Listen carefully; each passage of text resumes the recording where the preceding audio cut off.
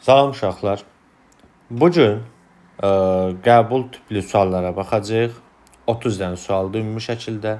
Belə sualların davamlı gəlməyini istəyirsinizsə, kanala abunə olaraq mənə dəstək ola bilərsiniz. Davamlı şəkildə videoları da paylaşmağa çalışacağam.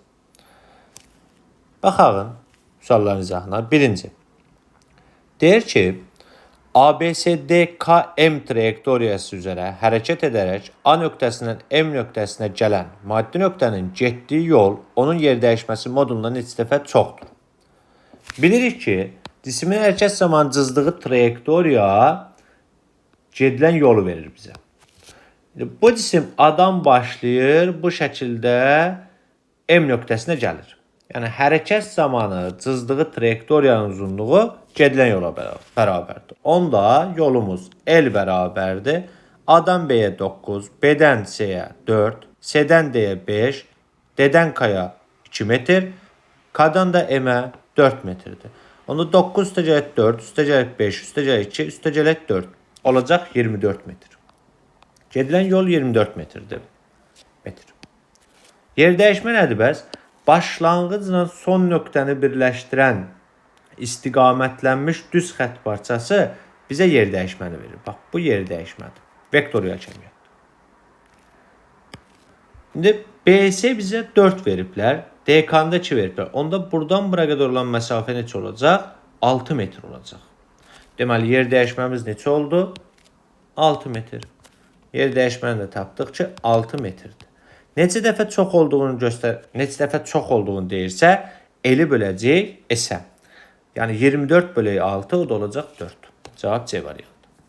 İkinci, O nöqtəsinin ətrafında fırlanan diskin A və B nöqtələrin bucaq sürətlərinin nisbətini tapın. Mərkəzindən keçən ox ətrafında fırlanan diskdə sürət, təcil, gedilən yol mərkəzdən uzaqlaşdıqca artır. Yəni qısaca val mərkəzdən uzaqlaşdıqca artır. Radiusdan düz asılıdır. Qalan kəmiyyətlər tezlik, period, dönmə bucağı, dövrlərin sayı, bucaq sürətləri bunlar isə sabit qalır. Yəni omega A omega B-yə bərabər olur. Onda bu bərabərsə bir-birinə nisbət neçə olacaq? 1 olacaq. Deməli cavab Y variantı. 3. Aşağıdakılardan hansı gücün vahididir? Gücün düsturu N bərabərdir A bölək T-dir. Yəni vahid zamanda görülən işə güc deyirik. Buradan gücün vahidini çıxarsaq 1 joule bölək saniyə olacaq. Buna da 1 watt deyirik. Deməli joule bölək saniyə watt. Bir də əsas vahidlərlə ifadə etsək, wattın açılışı budur. Kiloqram vurulsun metrin kvadratı bölünsüz saniyə kubudur. Yəni joule-un yerinə kiloqram vuraq metr kvadrat bölək saniyə kvadratı. Bir dənə də saniyə aşağıda olduğuna görə olur saniyənin kubu. Deməli 1, 3, 4 D variantı olacaq burada.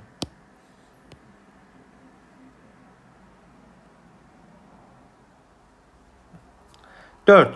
Hansı prosesdə verilmiş kütləli ideal qazın temperaturu artır? Deməli, temperatur artmalıdır. Bizə lazımdır ki, temperatur artsın. A. İzobarik sıxılma. İzobar prosesdə V ilə T düz asıldır. İzobar sıxılma deyirsə, V azalır. V azalırsa temperatur da azalır. Deməli, A variantı olmaz. İzotermik genişlənmə. İzotermik prosesdə temperatur nədir? Konstantdır. Bizə lazım temperatur artsın. B də olmaz. İzobarik genişlənmə. İzobar prosesdə P konstant olanda V genişlənirsə artır. Onda izobar prosesdə V ilə T düz asılı olduğuna görə temperaturda nə edəcək? Artacaq. C variantıdır. İzoxor soymada temperatur azalır. İzobar soymada da temperatur azalacaqdır. 5. Metal higrometr hansı kəmiyyəti ölçür? Şeh nöqtəsini ölçür uşaqlar. Olacaq D variantı. Sonra şəkildəki paralel lövhələrin gərginliyi O olan mənbəyə bağlanaraq yüklənmişdir. Buna əsasən A, B və C nöqtələrinin elektrik sahəsi intensivliyini və potensialını müqayisə edən deyir bizə. Fikir versəz, bax bu tərəf müsbətə qoşulub. Deməli, bu lövhəmiz müsbət yüklənəcək. Bu lövhə isə mənfi yüklənəcək. Elektrik sahəsinin intensivliyi müsbətdən mənfiyə doğru olur. Yəni intensivlik xəttlərimiz baxın bu şəkildə olacaq. Y xəttlərimiz belə olacaq. Bu bizim Y xəttlərimizdir. Qüvvə xəttləri paralel olan sahə bircins sahə adlanır. Bircins sahədə bütün nöqtələrdə intensivliyi eyni olur. Onda deyə bilərik ki, Y A bərabərdir Y B-yə, o da bərabərdir Y C-yə. Digər tərəfdə potensial isə intensivlik istiqamətində azalır. Oxun istiqaməti soldan sağa doğrudur. Onda soldan sağa getdikcə potensial nə edəcək? Azalacaq. Fi A onda böyükdür fi B-dən, o da böyükdür fi C olmalıdır. Cavab Y variantı olacaq. 7-ci sual. Maqnit sahəsində protona təsir edən qüvvənin istiqamətini tapın. Ümumiyyətlə, yüklü zərrəci maqnit sahəsində hərəkət ediləyəndə həmin zərrəciyə Lorentz qüvvəsi təsir edir. Bəs Lorentz qüvvəsinin istiqaməti sol əlindən təyin olunur. Sol əlimizi elə tuturuq ki, induksiya ovucunun içinə, sol əlinin ovucuna 4 barmaq surəti, baş barmaqda Lorentz göstərir. Surətimiz aşağıdır. İnduksiya xəttləri N-dən S-ə doğru olur. Şimaldan cənubə doğru. İndi əlinizi elə tutmalısınız ki, bu B xəttləri ovucunuzun içinə daxil olsun. Mən dedikcə əlinizi tutmağa çalışın uşaqlar. Sol əlinizi elə qoyursunuz ki, bax bu B xəttlərinə qarşı qoymalısınız. Sol əlinizin ovucuna gəlib daxil olsun deyə. Onda sol əlimizin ovucuna induksiya xəttləri daxil olanda 4 barmaq surətin istiqamətini göstərməlidir. 4 barmaq aşağı olacaqdır. Baş barmaq isə yuxarı olacaq. Bəs baş barmağın yuxarı olması Lorentz qüvvəsinin istiqamətini göstərir. Yəni bu nə deməkdir? Şəkil müstəvisindən bizə doğrudur. Yəni buna təsir edən Lorentz qüvvəsi F Lorentz nöqtə olur. Nöqtə şəkil müstəvisindən bizə doğrudur. O da olacaq cavab Y variantı. 8. Rəqs konturundakı sərbəst rəqslərin periodunun kondensatorun lövhələri arasındakı məsafədən asılıq qrafikanısıdır. Rəqs konturunda rəqslərin periodunun düsturu T bərabərdir 2pi kökün altında LC düsturuna hesablanır. Buna Thomson düsturu deyirik. S burada kondensatorun tutumudur. L induktivlikdir. Kondensatorun tutumu T bərabərdir 2pi kökün altında L, senin yerinə epsilon 0 S bölək D düsturunu qoya bilərik. Bu tutumun asılı olduğu düsturdur. Buradan da göründüyü kimi T ilə D necə asıldı? Tərs asıldı. Kök altı tərs asıldı. Tərs asıldığında bir dənə qrafik olur. Hiperboladır o da. 9. İdeal transformatorun birinci və ikinci dolaqlarındakı sarğıların sayının nisbəti N1 bölü N2 5'te 1'dir. Və bizə deyir transformasiya əmsalını hesablayın. Transformasiya əmsalının düsturu K bərabərdir U1 bölək U2, N1 bölək N2, bir də I2 bölək I1'dir. Buradakı U1, U2 nə deməkdir? U1 girişdəki gərginlikdir, U2 isə çıxışdakı gərginlikdir. Transformatorun şərti işarəsi budur. Bu bizim transformatordur. Biraz səlqəsiz oldu.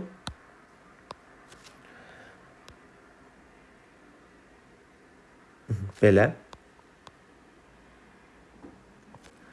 Bu birinci dolaqdaşı sarıqların sayıdır N1. Bu isə ikinci dolaqdaşı sarıqların sayıdır. Buna giriş deyirik. Burada çıxış deyirik. Girişdəki gərginlik U1'dir. Çıxışdakı gərginlik U2'dir. Girişdəki cəryan şiddətinə I1, çıxışdakı cəryan şiddətinə də I2 deyə bilərik. İndi biz dedik ki, K nəyə bərabərdir? U1 bölü U2 və yaxud da N1 bölü N2. Onda N1 bölü N2 5'te 1'dirsə, elə onda K da bərabər nəyə? 5'te 1'ə. A variantı. Sonra 10-cu sual. Cisim toplayıcı linzada alınan xəyal üçün hansı ifadə doğrudur? Ümumiyyətcə, yadınızda qalsın ki, cisim 2F ilə F-in arasında yerləşəndə alınan xəyal böyüdülmüş, tərsinə və ya çevrilmiş və həqiqi xəyal. Xəyalı quranda belə quracaq. Ən azı xəyalı qurmaq üçün 2 dənə şüadan istifadə edirik. Birini paralel göndəririk. Paralel gələn baş optik oxa bir dənə paralel şüa göndəririk. Paralel gələn şüa sınandan sonra F-dən keçir bu şəkildə. Baş fokus nöqtəsindən keçir. Birini də linzanın mərkəzinə göndəririk. Bax, mərkəzə göndərilən şüa da olduğu kimi yolunu davam edir. paralel göndərdik, birində mərkəzdən göndərdik. Bu şüalar bu şəkildə davam elədi. Gəldi və burada kəsişdilər. Bax, xəyal burada alınır. Bu bizim xəyalımızdır. Həqiqi xəyal o xəyala deyilir ki, şüaların özləri kəsişir. Fikir versən, şüaların özləri kəsişir. Deməli, həqiqidir. Və tərsinədir. Cismin ox yuxarı baxır cisimdə. Alınan xəyalda ox haradır? Aşağıdır. Deməli, tərsinə və ya çevrilmişdir və böyüdülmüşdür. Xəyalın hündürlüyü cisim hündürlüyündən nədir? Böyükdür. Deməli, çevrilmiş xəyaldır, düzdür. Həqiqidir, bəli, bu da düzdür. Düz nədir? Xeyr, düz nə deyil, tərsinədir. Mövhümüdür, xeyr, həqiqidir, olmaz. F ilə 2F arasında alınıb, xeyr. Xəyal 2F-dən uzaqda alınıb. Yəni, xəyal məsafəsi 2F-dən nədir? Böyükdür. Deməli, 5 də səhvdir. 6. 2F-dən uzaqda alınır, bəli, düzdür. Kiçildilmişdir, xeyr, böyüdülmüşdür. 8 də böyüdülmüş. Deməli, oldu 1, 2, 6, 8. Y variantı. 11-ci sual. H-nü bərabər H-nü müstəcelək MV kvadratı bölü 2. Hansı qanunun riyazi faydasıdır? Uşaqlar, H-nü fotonun enerjisidir. Yazırıq Y foton. H-nü minimum açıqışdır uşaqlar. Bərabərdir. Açıqış. Üstəcelək MV kvadratı bölü 2 də kinetik enerjidir. Bu tənlik nəyi xatırlatdı bizə? Fotoeffektə keçmişik. Einstein tənliyidir. Fotoeffekt üçün Einstein tənliyidir uşaqlar. C variantı. 12-ci sual. Sükunətdə olan 6 kiloqram kütləli cismə 60 Newton və 12 Newton qüvvə şəkildəki kimi təsir edir. Buna əsasən cismin təcilini neçə metr bölü saniyə kvadratı olduğunu hesablayın. Sürtünmə qüvvəsini nəzərə almırıq. F2 bunu sola doğru dartır. F1 isə sağa doğru. Baxın, fikir versəz, F1 müəyyən bir bucaq altında təsir edib cisimə. Onda bu F1-in 2 dənə proyeksiya ayıracaq. Bu F1X-dir. Bir də F1-in Y oxu üzrə proyeksiyası var. Buna da F1Y deyəcəyik. Bu cisimi üfüqi səthdə hərəkət etdirməyə çalışan, yəni üfüqi istiqamətdə təsir edən qüvvələrin biri Fx-dir, biri də F2-dir. Fx bucağa bitişik katetdir. Bucağa bitişik katet hər zaman hipotenuz vurulsun kosinus alfadır. Onda əvəzləyici qüvvəni yazsam, F əvəzləyici bərabərdir. Fx çıxılsın nə yazmalıyam? F2 yazmalıyam bura. Fx-in yerinə F kosinus alfa yazıram. Çıxıram F2-ni. Bu da bərabərdir. F-imiz 60'dır. Kosinus alfanı veriblər bizə 0.6. Vıraq 0.6. Çıxılsın F2 də 12'dir. 12. 60'ı 0.6'ya vuranda 36. Ondan da 12 çıxanda 24 Newton. Əvəzləyici qüvvə 24 Newtondur. Əvəzləyici qüvvə hər zaman MA-ya bərabərdir. MA bərabərdir 24'ə.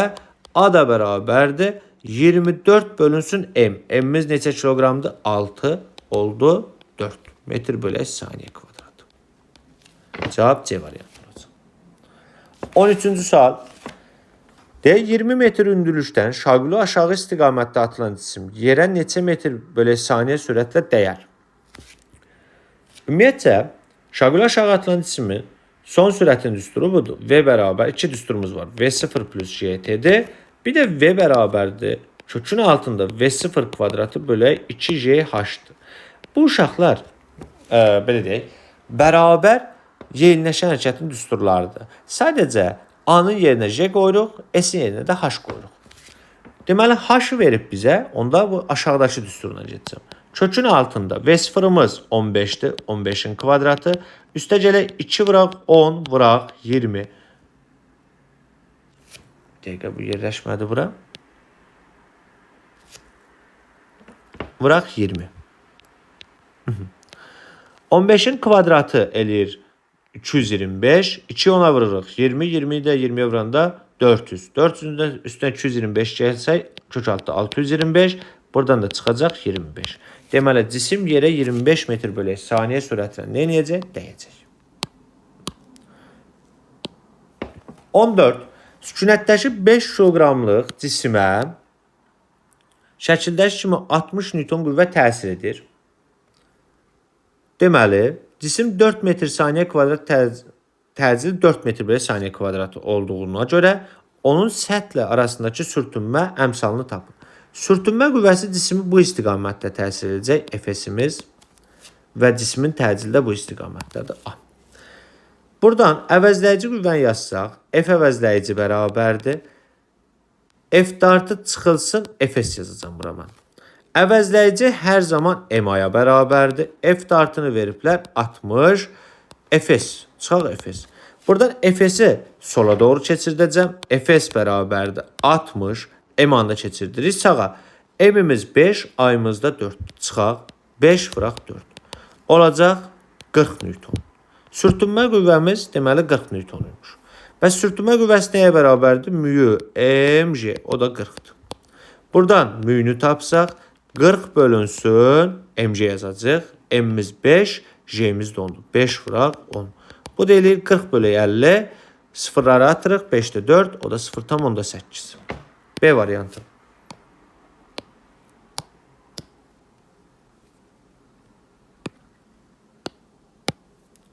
Sonra 15-ci sual. Monoxromatik işıq şüası deyil. Monoxromatik işıq o demək ki, bir dənə işıq şüasıdır. Məsələn, ağ işıq tərkibi 7 rəngdən ibarətdir. Qırmızı, narıncı, sarı, yaşıl, mavi, göy, bənövşəkdir. Monoxromatik deyəndə isə orada bir işıq var. Ya qırmızıdır, ya yaşıldır, ya göydür və s. İşıq dalğası sındırma əmsalı böyük olan mühitdən kiçik olan mühitə keçir. Hansı ifadə doğrudur? Yəni, böyükdən kiçiyə keçəcək. Yəni, başqa sözlə, sındırma əmsalı onda nə olur? Azalır. Dalğanın surəti V bərabərdir S bölü N düsturunu hesablayırıq. Ümumiyyətcə, işıq dalğasını, elektromagnet dalğaların surəti sındırma əmsalı ilə tərs asıldır. İndi böyükdən kiçiyə keçirsə, sındırma əmsalı nə edir? Burada azalır. Onda surət nə edəcək? Artacaq. Bir düzdür. Periyod dəyişmir. Elektromagnet dalğalar bir mühitdən, ümumiyyətcə dalğalar, bir mühitdən digər mühitə keçəndə tezlik periyod sabit qalır, dəyişə bilməz. Bu da 2. 2 də düzdür. Periyodla tezlik dalğanın özünü xarakterizə edən bir kəmiyyətdir, o dəyişmir. Dalğanın uzunluğu azalır. Dalğa uzunluğuna baxsaq, lambda bərabərdir. Lambda 0 bölək n-dir. N burada neynədir? Azaldı. N azalırsa lambda neynəməlidir? Artmalıdır. Deməli 3 səhvdir. Olacaq nə? 1 ilə 2 Y variantı. 16. Hansı ifadələr doğrudur? Beta müsbət çevrilməsinə məruz qalan nüvə. Beta müsbət çevrilməsini gəlin tənli ilə yazağın. Beta müsbət pozitron çıxır orada. Elektron əksidir. Yəni müsbət 1, 0 çıxır. Bu Z1'dir. Bu da A1'dir. Alınır. Misal üçün hər hansı bir Y deyirəm. Z deyən gəlin buna. Z1 deməyən heç. Bu da A olsun. Y, Z1, A1 plus bir dənə də pozitron çıxdı. Müsbət 1, 0. İndi fikir versək, bax bu tənlikdə sol tərəfdəki yük ədədi, Z burada yük ədədidir, A kütlədədir. Sol tərəfdəki yük ədədi sağ tərəfdəki yük ədədlərin cəminə bərabər olmalıdır. Yəni nə deməkdir bu? Z bərabərdir. Z1 plus 1. Onda Z1 bərabər nəyə? Z çıxaq 1 oldu. Yəni bu nə deməkdir? Yük ədədi 1 vahid azaldı. Kütlə ədədi də eyni qaydada. Soldakı kütlə ədədi sağdakı kütlə ədədlərinin cəminə bərabər olmalıdır. Onda A bərabərdir. A1 üstəcək 0-a. A1 onda nəyə bərabərdir? Elə A-ya. Amma kütlə ədədi dəyişmədi. İndi fikir verin bura. Kütlə ədədi proton və neytronların cəminə bərabərdir.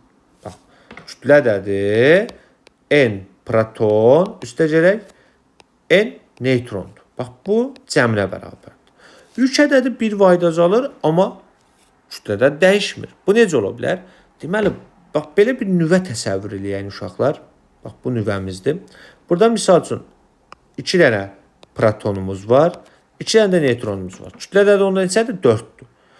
Reaksiya zamanı, belə deyək də, beta müsbət çevrilməsi zamanı protonun biri azalır. Yəni, bu proton yoxa gedir. Proton gedir, amma kütlə ədədi dəyişmir. Normalda tənliyə görə dəyişməlidir. Deməli, burada nə baş verir? Bu protonun biri çevrilib olur neytron. Bax, bu proton nə olur? Neytron olur. Beta müsbət çevrilmədə proton neytrona çevrilir. Tamam. Kütlədə dəyişmir. Bəli, kütlədə dəyişmədi. Kütlədə də bir vayda artdı. Xeyr, səhvdir. Neytronların sayı dəyişmir. Xeyr, dəyişir. Proton, belə deyək də, biri neytrona çevrilirsə, proton sayı bir vayda azalır, neytron sayı bir vayda artır onda. Deməli, neytron sayı dəyişmir, o səhvdir. Neytronların sayı bir vayda artdı, bəli, düzdür. Protonların sayı dəyişmir, xeyr, dəyişir, bir vayda azalır. Çünki nəyə çevrildi? Protona çevrildi. Olacaq deməli 1, 4, 6. Y variantı. 17-ci. Verilmiş sıxlıqlı mayenin qabın dibinə göstərdiyi hidrostatik təzyiqin qabın oturacağının sahəsindən asılıq qrafiki hansıdır? Maye üstünlüyü sabitdir.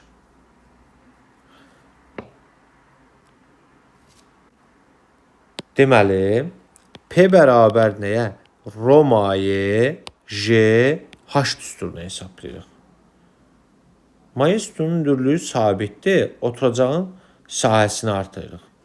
Oturacağın sahəsini artırsaq, bu demək istəyir. Asıl deyil uşaqlar. Məsələn, bu hündürlük H-dır. Mən bunun hündürlüyünü sabit saxlayıb, oturacağın sahəsini artırsam belə, sıxlıq da sabitdir. Yenə hündürlük dəyişmədiyinə görə, mayenin sıxlığı da sabit. Hündürlük də sabit olduğuna görə, hidrostatik təzyiq dəyişməyəcək. Ona görə də A variantı olacaq. 18-ci sual. Deməli, nə deyir 18-də bizə? Deyir ki, çəkisiz, tarazlıqda olan çəkisiz lincə təsir edən qüvvələr arasında hansı münasibət doğrudur? Bunu iplə belə deyək də, asmışıq bu cismi və bunun çəkisi yoxdur. Ümumiyyətlə, iplə asılmış cisimlərdə nə edirsiniz? Dayağı hansı qüvvənin altına qoyursunuzsa, həmin qüvvə sıfırlanır. Məsələn, mən dayağı gətirib qoyuram, gərilmə qüvvəsinin altına, bax bura, ipin altına. Onda bu T sıfırlanır. Yəni, onu nəzərə almırıq da. Oldu bizim lincimiz. F1 bunu hansı istiqamətdə fırlatmağa çalışır? Saat əqrəbin əksinə. F2 hansı istiqamətdə fırlatmağa çalışır? Saat əqrəbi istiqamətində. Ümumiyyətlə, saat əqrəbin əksinə fırladan qüvvələrin momentini müsbət, saat əqrəbi istiqamətində fırladan qüvvələrin momentini mənfi qəbul eləmişik. Onda bu tarazlıq şərtinə görə saat əqrəbin əksinə fırladan qüvvələrin momenti bərabər olmalı nəyə? Saat əqrəbin əksinə fırladan qüvvələrin momentinə. Qüvvə momenti nəyə bərabərdir? Qüvvə vurulsun qolu. Qüvvə qolu. Onda M1-in yerinə yazıram. F1 vuraq onun qolu. Qol neçədir? 1, 2, 3, 4, 5, 6-dır. Vuraq 6. Bərabərdir. M2. F2 vurulsun F2-in qolu. 1, 2, 3, 4-dür. Vuraq 4. Buradan alırıq ki, F2 bərabərdir 6 F1 bölək 4. O da deyir 1,5 F1-ə. F2-miz 1,5 F1 oldu. Yəni, dayağı buradan götürəyin də dayaqla bizim işimiz qutardı. Fikir versəz, F2 də, F1 də bu linci hara doğru da artır? Aşağı doğru da artır ikisi də. Onda aşağı təsir edən qüvvələrin cəmi nəyə bərabər olmalıdır? Yuxarı təsir edən qüvvələrə. Onda T nəyə bərabərdir? F1 plus F2-yə bərabərdir. F2 yerinə 1,5 F1 yazsam, olacaq neçə? F1 üstəcək 1,5 F1, o da olacaq 2,5 F1. Deməli, gərilmə qüvvəsi 2,5 F1 olmalıdır. A variantı olmaz, C olmaz, Y olmaz, D də olmaz, B variantı olacaq elə. F2 də bərabər nəyə? 1,5 F1-ə. F2 də bərabər oldu nəyə? Bunu silim, görünsün. F2 də bərabər 1,5 F1-ə. Deməli, B variantı. 19. Kondensatorların yükləri arasında hansı münasibət doğrudur? Fikir verin bu kondensatorlara. Bu kondensatorlar ardıcıl birləşir. Bunu necə təyin edəcək? Bax, kondensatorun ardıcıl və ya paralel birləşdiyini tapmaq üçün, bax, buradan bir dənə su göndəririk. Elə ki, boru kimi düşünürük bura. Su göndəririk. Bax, bu gələn su ardıcıl şəkildə hamısından eyni keçirsə, yəni bölünmürsə, bu ardıcıl birləşmədir. Fikir verin, gələn su bölünmədi. Deməli, necə birləşmədi? Ardıcıl. Məsələn, buradan 20 litr su göndərmişəmsə, 1-dən də, 2-dən də, 3-dən də, 4-dən də, 5-dən də. Yəni, hamısından 20 keçəcək. İndi su əvəzinə yükü göndərək. Məsələn 20 kilon yük gəlir. Birincidən də 20, ikincidən də 20, üçdən də 20, dörddən də 20, 5-dən də nədir? 20 kilon keçir. Deməli ardıcıl əslində normalda burada kondensator yükü keçirtmir. Biz sadəcə elə qəbul edirik. Kondensator yükü keçirsə o kondensator belə deyək də deşilmiş kondensator olur. Sadəcə indi onun haqqında geniş danışmaq istəmirəm. Siz belə düşünün ki, hər birindən eyni miqdarda yük keçir uşaqlar. Deməli ardıcıl birləşmədə onda Q nədir? Konstantdır.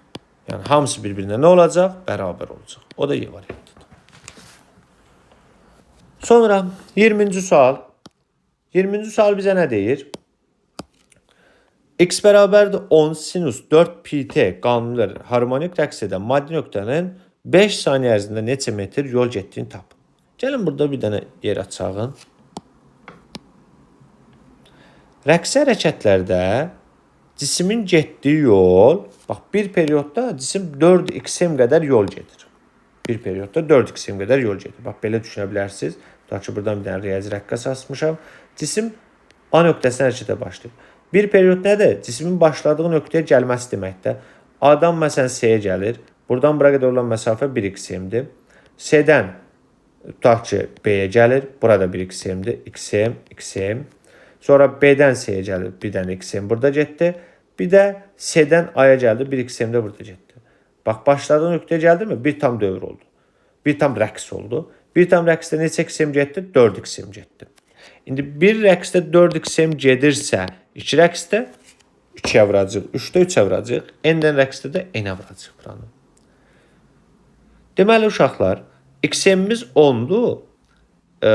Trigonometrik funksiyanın qarşısında, yəni sinus və ya kosinusun qarşısında duran xm-i göstərir. T-nin qarşısında duran da omeqanı göstərir. Omega da 4pi-dir. Onda mən bu düsturu belə də yaza bilərəm. S bərabərdir 4xm. N-in yerinə yaza bilərəm. Bax, periodun düsturu T bərabər T bölək N-dir. Buradan N-i tapsaq, olacaq nə? Balaca T, yəni zaman bölünsün period. Gətirib yerinə qoyacam uşaqlar. 4 vurulsun 10. T-imiz neçədir? 5. Periodu tapmalıyıq. Periodu oradan tapacaq? Omeqadan. Omega nəyə bərabərdir? 2pi bölək T-yə. Buradan T-ni tapsam mən 2pi bölünsün nə? Omega olacaq.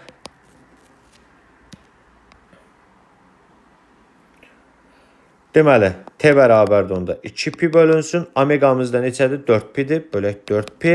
Bunlar ixtisar olar. 0,5 alarıq. Yəni, başqa sözdə 2-də 1. Gətirib burada 2-də 1 yazacaq. 2 qalxacaq yuxarı. Olacaq 4 vuraq 10, vuraq 5, vuraq 2. Bu da eləyəcək 400. Deməli, cisim 400 metr yol gedər 5 saniyəyə.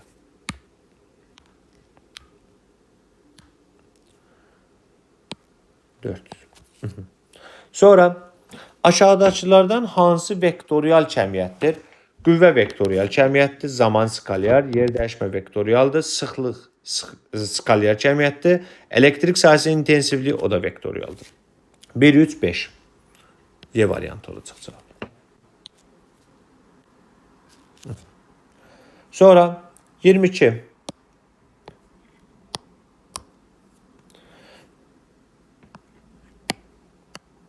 Nə deyir 23-də bizə? Şəkildəki dövrədə i cəryan keçdiyi zaman R1 4 ohmluq naqildə sərf edilən güc 64 wattdır. Yəni burada ayrılan gücümüz 64-dür. Yəni burada 64 watt sərf edilən gücdür.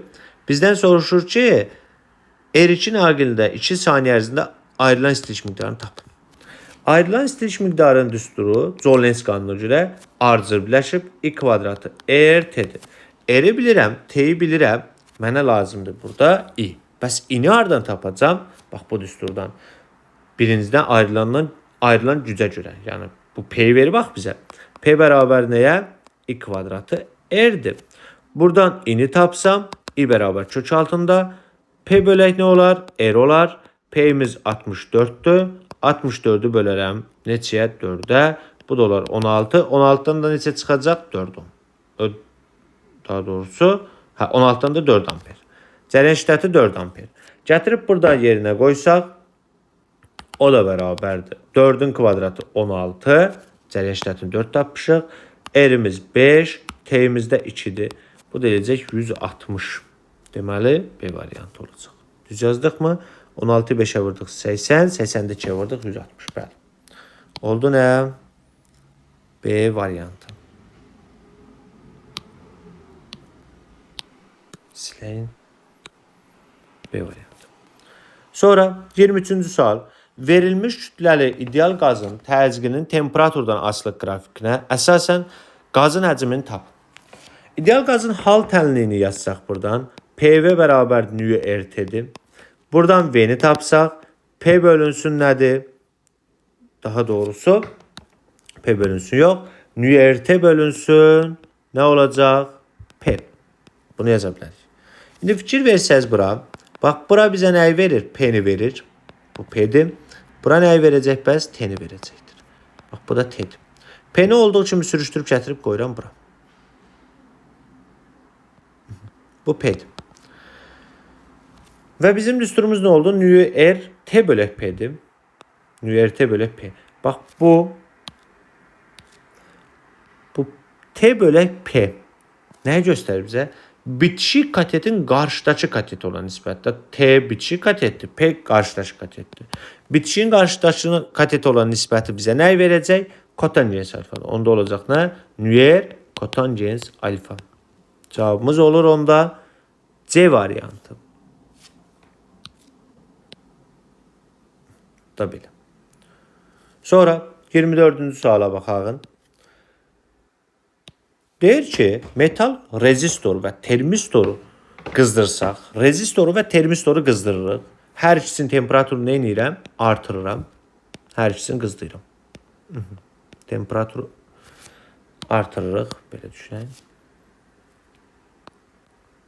Temperatur artır hər ikisində. Ampermetrlərin göstərişi necə dəyişir? Uşaqlar, metalların temperaturu, belə deyək, müqaviməti temperaturundan düz asılıdır. Bunu mən qızdırıramsa müqavimət artacaqdır.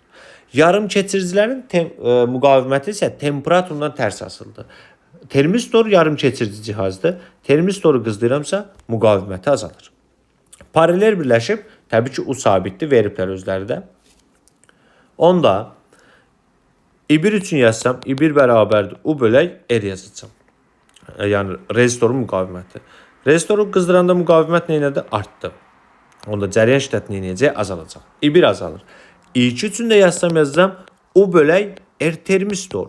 Termistoru qızdıranda müqavimət neynədir? Azaldı. Onda I2 neynəyəcək? Artacaq. I1 azalar, I2 artar. Y variantı. 25-ci sual. Diametrləri eyni olan, yəni D1 bərabərdir D2-yə. Alüminium məftillərdən eyni məftildir. Yük asılmışdır. Birinci məftilin nisbi uzanması epsilon 1 bərabər 0,4'dür. İkinci məftilin nisbi uzanmasını tapın deyir. Və L01 bərabərdir 2L02. Uşaqlar, gəlin nisbi uzanmanın düsturunu yazağın.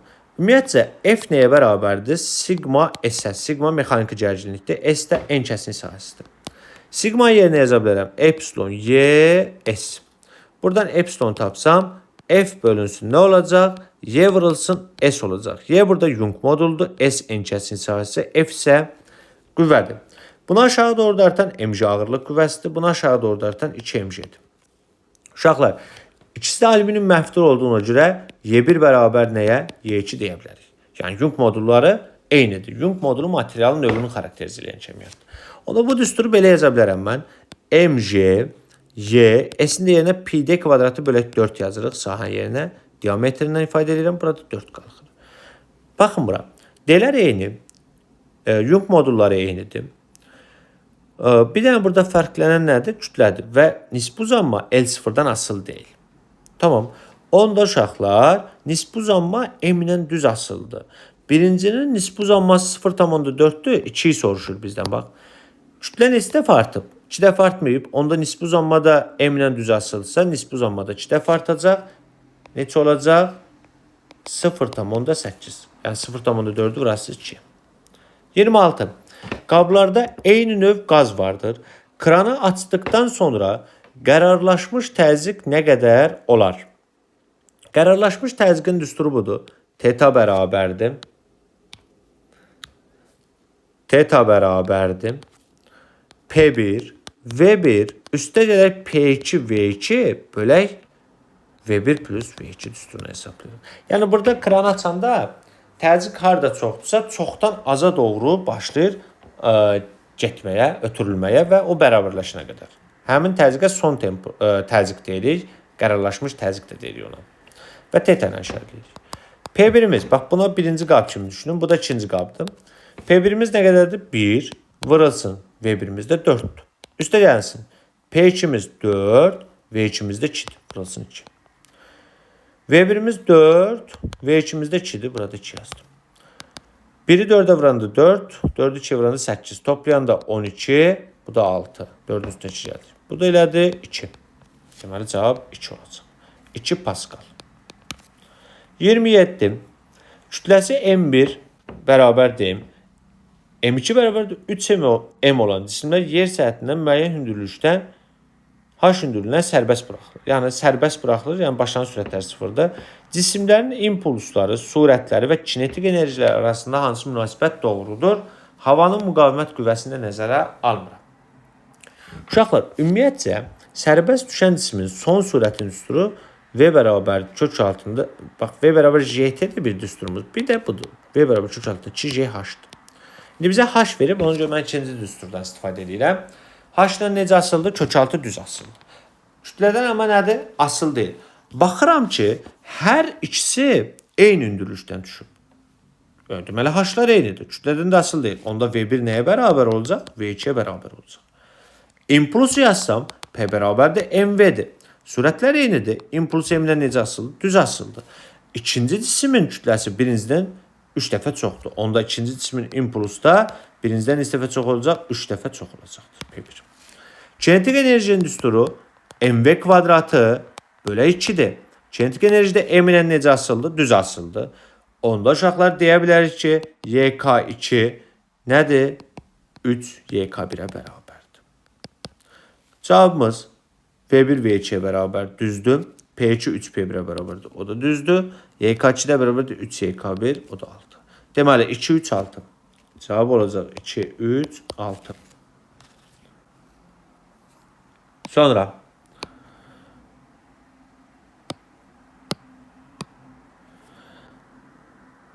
stansiya suallarına baxaq.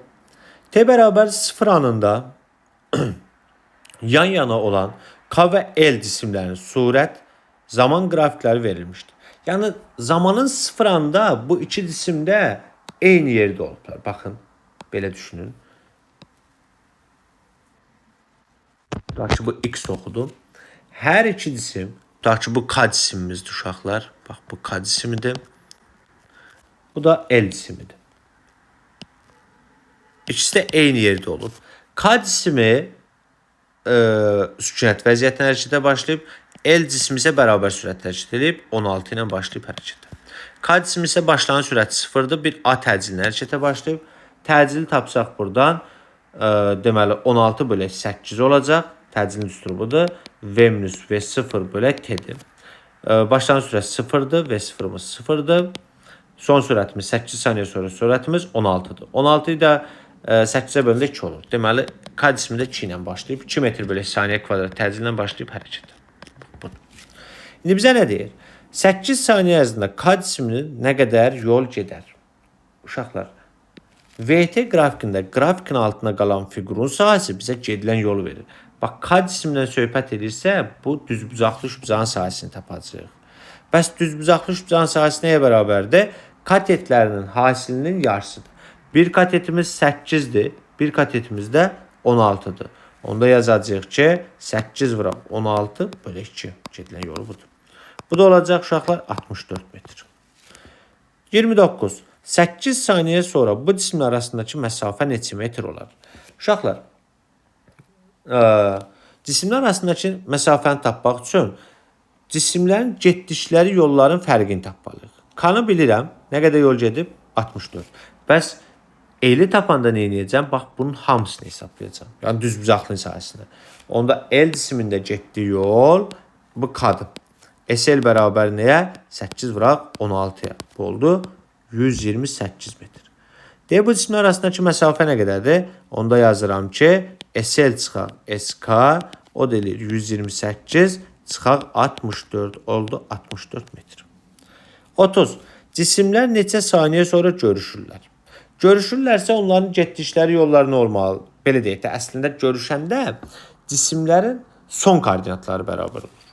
Və bunların başlanğıc koordinatları bir-birinə bərabərdirsə, yol nəyə bərabərdir?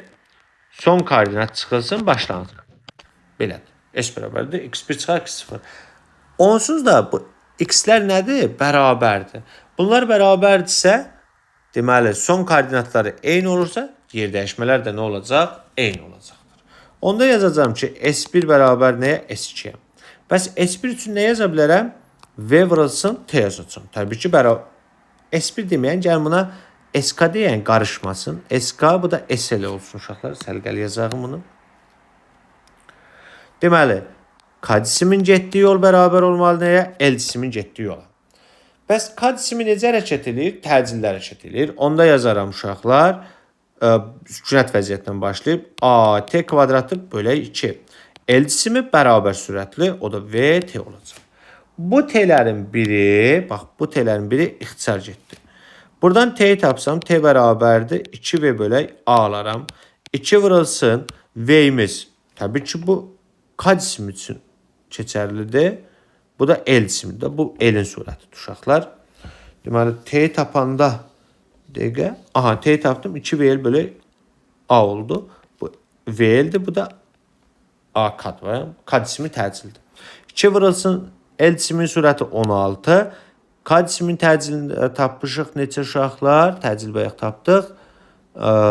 Deməli, neçə tapdıq biz təcili? Necə yazmamışıq burada? 16 çıxaq 0 bölək 8. Bu da eləyir 2. Təcilimiz 2-dir. Bölürük 2-yə.